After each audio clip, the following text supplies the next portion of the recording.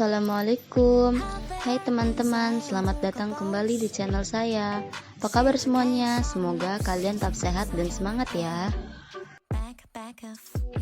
Di video kali ini saya akan membahas 9 faktor yang mempengaruhi kompensasi. Sebelum lanjut ke video, jangan lupa like dan subscribe ya, agar saya tetap semangat untuk membuat video selanjutnya. 9 faktor yang mempengaruhi kompensasi. Istilah adil berarti bukan saja adil bagi masing-masing karyawan terhadap karyawan lainnya, yang berhubungan dengan sulitnya pekerjaan dan beratnya tanggung jawab, tetapi juga adil bagi perusahaan yang bersangkutan. 1. Penawaran dan permintaan. Kompensasi akan dipengaruhi oleh penawaran dan permintaan karyawan di bursa kerja. Ketika pencari kerja atau penawaran jumlahnya lebih banyak daripada lowongan pekerja atau permintaan yang ada, maka kompensasi akan relatif kecil.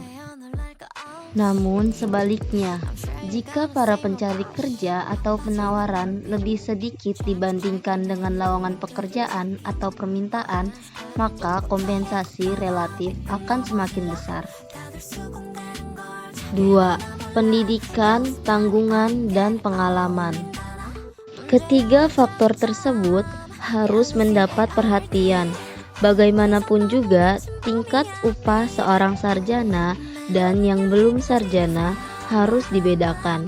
Demikian juga antara pengalaman dengan yang belum berpengalaman. 3. Kemampuan perusahaan.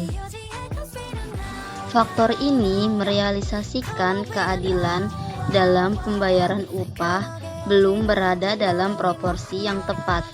Jika perusahaan mengalami keuntungan, para karyawan perusahaan harus turut menikmati keuntungan tersebut melalui kenaikan tingkat upah atau pembagian keuntungan. 4. Serikat buruh atau organisasi karyawan. Besar kecilnya kompensasi karyawan akan dipengaruhi oleh juga serikat buruh atau organisasi karyawan. Apabila serikat buruh memiliki pengaruh yang besar terhadap jalannya usaha perusahaan, maka tingkat kompensasi yang diberikan semakin besar. Tetapi sebaliknya, apabila serikat buruh kurang berpengaruh, maka tingkat kompensasi akan relatif kecil. 5.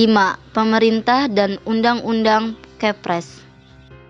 Pemerintah dengan menggunakan undang-undang dan Kepres menetapkan besarnya batas upah minimum untuk menjaga kesejahteraan para pekerja. 6.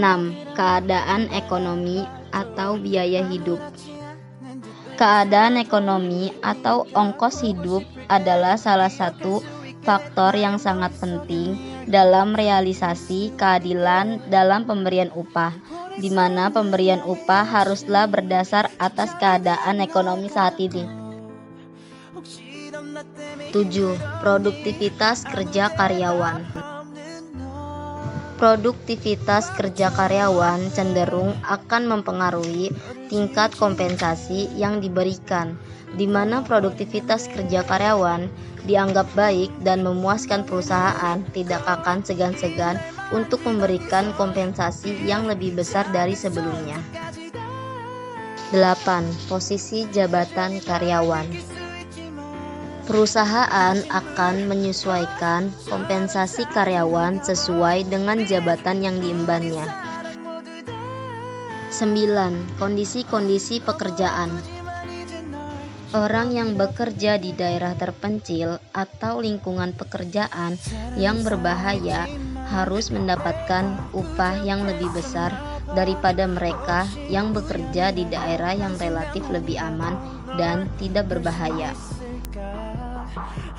Itulah 9 faktor yang mempengaruhi kompensasi.